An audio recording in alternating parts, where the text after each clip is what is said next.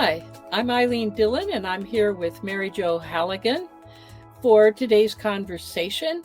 Welcome to our Gifts of Wisdom Summit, featuring conversations with the authors of the newly published book, Gifts of Wisdom, Practices for Healing and Empowerment. Mary Jo and I are collaborative authors in this book. Mary Jo, you wrote chapter 16, and I am the author of chapter 12, and we're interviewing chapter 13's author today, Janette Stuart. And Mary Jo will be introducing her in just a minute. Our lead author, David MacLeod, has brought together an incredible group of people across the English-speaking world. And we've created an incredible collection that showcases 22 authors sharing their inspiring stories and powerful practices to empower and uplift you. So our conversation is entitled Peace Like a River, which is chapter 3 of the book by author Janette Stuart. Janette tells us this about what she wrote. In a world saturated with negativity, noise, and chaos, listeners and readers will uncover practical tips and tools to effortlessly cultivate inner peace. These insights will empower them to navigate life's challenges with greater ease and grace, allowing them to move through each day with a sense of calm and balance. By integrating these practices, they will find it easier to maintain emotional resilience and flow more harmoniously through the ups and downs of life. So now let me turn it over to you, Mary Jo, author of chapter 16 of Gifts of Wisdom. Ilene. Thank you, Ilene. So let me introduce chapter 3's amazing author, Janette Stuart. So Janette Stuart is a beacon of hope and joy that shines brightly in the world, often clouded by uncertainty and challenges. As the Emissary of Joy at Angels and Wellbeing and Wonder, she is a best-selling author, angelic practitioner, and triumphant pancreatic cancer survivor. Through the thousands of angel card readings she has conducted, her gentle approach helps clients find clarity, direction, and divine guidance. As the Angelic Practitioner Expert Guide at the Wellness Universe, for several years, her monthly angel affirmations are among their most popular blogs. So, Janette, I'm just tickled to be interviewing you. You exhibit what you're talking about. You embody it. So every time we've had meetings as we've been developing this book, when you speak, it's like peacefulness just comes out of you. Did you have any gifts or surprises from this process of writing the book, Gifts of Wisdom?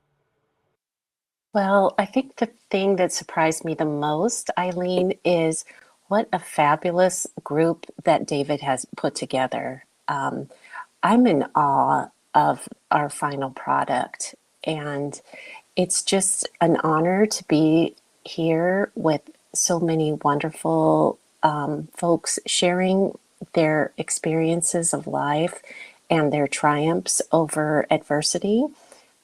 So that was my biggest surprise in this collaboration.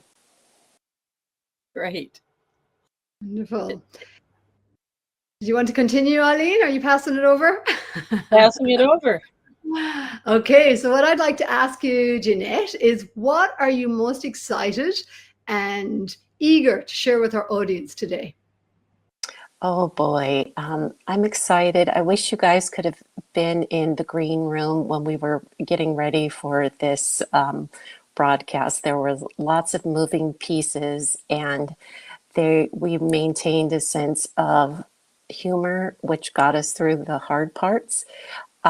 So I wish you could have seen that, that we were able to triumph over the little glitches that technology threw our way, and that we're able to come here and talk about peace like a river and what that means. But let's go further with that then, Janette. What does it mean, peace like a river? How, do you have an example or something? I mean, I've been on the river, but thinking about it as a life practice, I'd like to know more about. Sure. So for me, being near a body of water is so peaceful and serene, being at the ocean and listening to the waves ebb and flow at a river, watching the waters trickle over the rocks. To me, that's very soothing and a great way to experience self-care and to get a deeper sense of peace. Plus, there's a old hymn that is called, I think it's called Peace Like a River, and there's pieces of it that say, I have joy like a fountain, I have peace like a river, I have, I can't remember the rest of it. Maybe I'll have to sing it. But to me, it is a sense of a metaphor of flowing through life with direction and intention, that I want to maintain this sense of peace like a river. But a river isn't always still, right? A river is moving. There's rocks, there's obstacles that fall in the river. And the thing is that it keeps taking the path of less resistance. And it's a great metaphor because water being such a wonderful conductor of energy, and it ties us all together because water has always been, and it just changes form here on the earth. And so I really like that analogy of peace like a river. It's beautiful when I think about it. Thank you. Beautiful, beautiful. Stillness and motion, as the water moves, to be in that peace and that stillness within. Yeah, those thoughts were coming to me yesterday as I was walking through a busy area, but there was an ocean out front, but very busy. And it was like that sense of, stillness and motion. So beautiful. I love this peace like a river. And I was tempted to get you to sing it. Maybe that'll be the after party, Mary Jo. Yeah. Maybe that can be in addition to what you provide for our wonderful listeners. They can listen to your beautiful song as well as whatever else you're offering. Well, thank you. And Mary Jo, I was just thinking the river, we have a river inside of us with our bloodstream. And when things aren't flowing properly, if they get stagnant, that's where illness and pain and things like that can occur. So, we all have a river inside of us. Yeah, it's all about the flow for sure. What was the defining moment of clarity on your journey with inner peace? Did you have an aha or epiphany realization that really transformed to really go deep into this realization? I had a moment. I was losing my brother, and he was being released from the care at a university hospital. And we had a meeting with my parents and all of his medical team. And I remember walking to that meeting with my parents, and my dad, who is a Marine and a fire captain retired, he said, "I'm afraid to go into that room." And so at that moment, I felt overcome with peace. Like I felt like the angels were with me walking into that room. And I was able to be strong in that moment for my parents, and that we had the conversation that they did everything they could do. and they were releasing him to hospice care. And I felt so much gratitude for all that they had done and all the love that they had shown and respect for my brother. So that was a huge defining moment for me. I didn't think I was going to talk about that today, and I get emotional, just thinking about that and finding the words to describe that.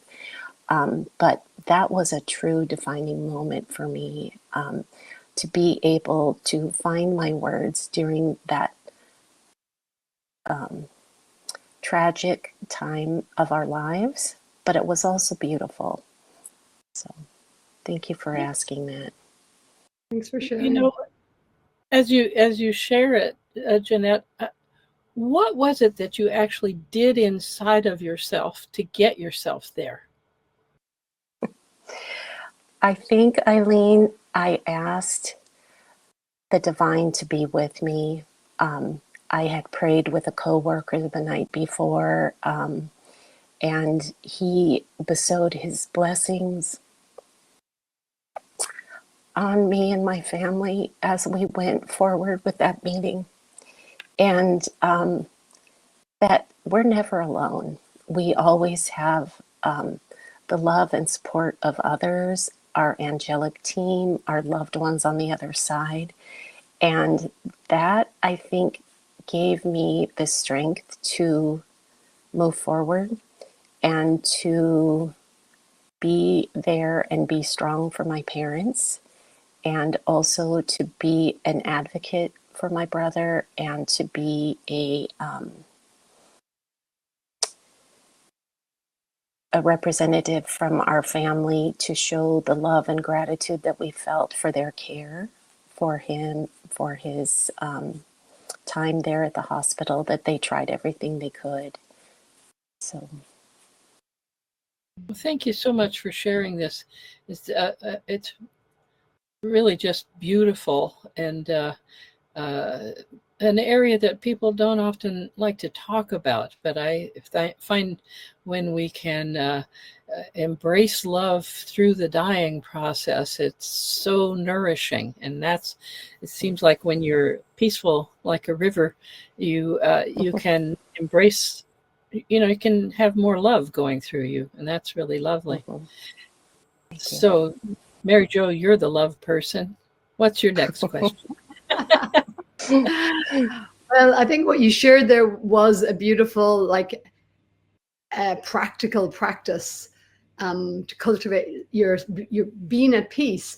What else would you share about what really cultivates being at peace, and any other practices? So you just shared about how you prayed and you invited in that support, and that sense of support, being surrounded by the angels and recognizing that you're not alone, that you have a that's surrounding and support to guide you. Anything else you can say about that, or anything else that might give people some ideas on how to access that peace in the midst of what can seem very challenging.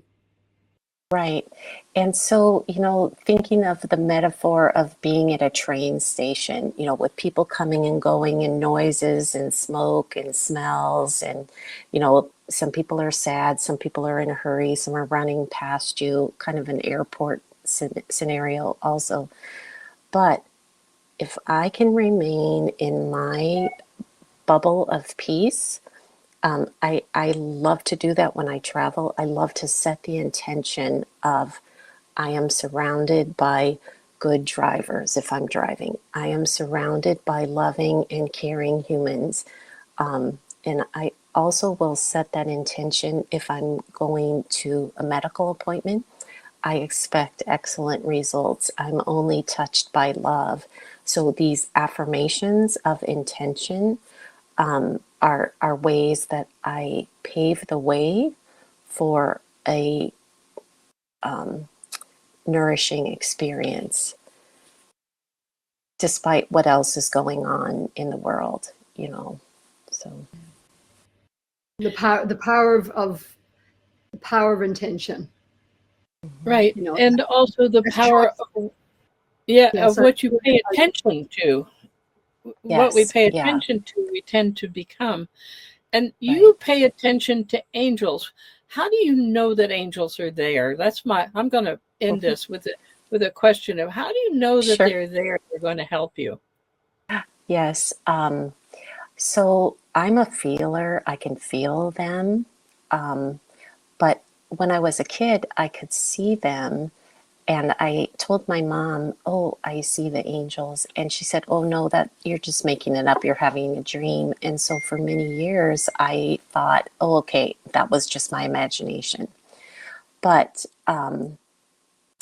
you don't have to see them. You don't have to feel them. Some people have a sense of knowing that the angels are there, or an inner thought that, oh, I know every religion in the world mentions angels, and we all have at least one or two guardian angels with us our whole life, and some come and go. So that gives me a great sense of peace in my life, knowing that I'm not alone. You know, I have divine support here on this plane and also in the angelic and divine realms as well. So, It, yeah. it strikes me that when at you're with the peace like a river, that you're in the same energy space with angels who I imagine prefer to be peaceful also. So this is a wonderful tool that you're offering that anybody can use, and I really appreciate it. Thanks so much for what you've offered. Mary Jo, I'm sure you are with me that we want to thank you for being here with us, Janette. We want to thank all the people who are watching and listening also as we talk with the Gifts of Wisdom author Janette Stuart. Um, to create this book, we met together twice a month for nearly a year, getting to know one another and learning about what our authors have gleaned as they have served others as helpers and wellness practitioners. And it's brought me to greater peace, and it's been a wonderful, wonderful experience. And everybody that I've heard from so far reading the book says it's absolutely astoundingly wonderful, to which we can give a great deal of credit, but to the authors, of which there are 22, and also especially to our lead author, David, who's really put himself in. He's even created an album of music to go with the book. So thank you. And Thank you.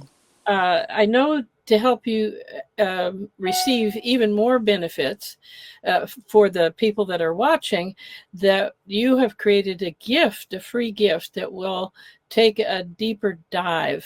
And you have described it as Peace Like a River. It's a PDF.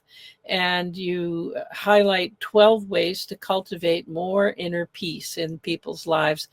And I certainly think that's something we all need in today's chaotic times. So thank you. Thank And you. let me turn it Thank over to you. you, Mary Jo.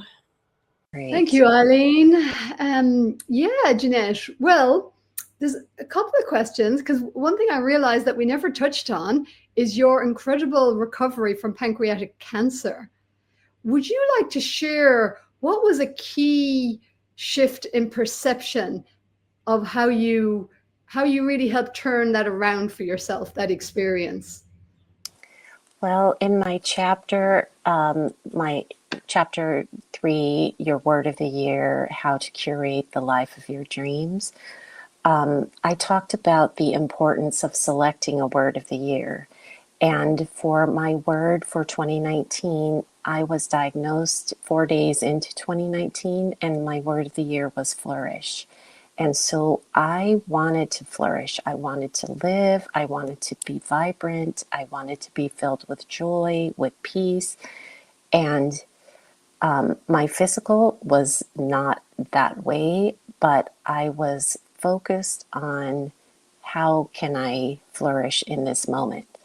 And so sometimes it was taking an anti-nausea pill. Sometimes it was taking a nap. I went through rounds of chemo and had an extensive surgery. But through it all, I was looking for the healing journey. I was looking how I could flourish in this moment. And I also reached out to the angels, of course, and received a message that I was going to be okay and that cancer would be with me for a season, but her lessons would last a lifetime. And so I've been writing about it a lot to give people hope that even during a scary diagnosis with dismal survival rates, that it is possible to flourish in that moment, and it is possible to live in a sense of peace, even with you're not feeling well, things are not looking so good, you're losing your hair, all of those kind of things, that brighter days are ahead and there's always hope. Oh. Beautiful, beautiful. Yes, Thank what you. a big topic, very important. And what other gem of wisdom, and thank you for sharing all that, by the way. Sure. What gem of wisdom do you want to leave with our audience? You've left many gems along this conversation. What other gem? I did love when I heard about I've forgotten exactly how it was, but about like when you got the diagnosis and you reshaped that, you remolded that diagnosis into your own perceptional lens to help you flourish, no doubt. Would you like to share that a little bit, and then any other gem? Sure.